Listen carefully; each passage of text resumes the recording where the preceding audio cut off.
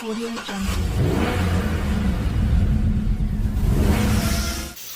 The XC40 Recharge is the first of several fully electric Volvos to come, and today's production start represents a significant step towards Volvo Cars' ambition to reduce its CO2 footprint per car by 40% by 2025.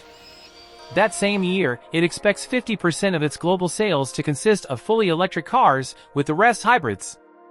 Customer demand for the XC40 Recharge has been strong, and while order books remain open, every car scheduled to be built this calendar year has already been sold.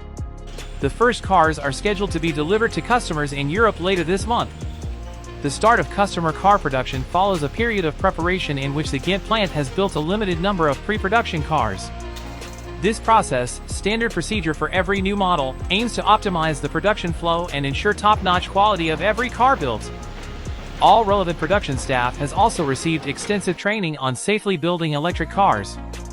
As a fully electric version of the best-selling XC40 SUV, the first Volvo to win the prestigious European Car of the Year award, the XC40 Recharge is based on the Compact Modular Architecture (CMA), an advanced vehicle platform co-developed within the Geely Group.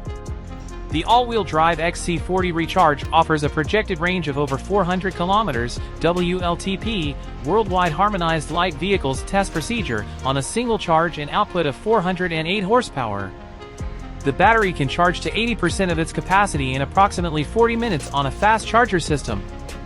Don't forget to subscribe, like, and leave me a comment to tell me how you found the car.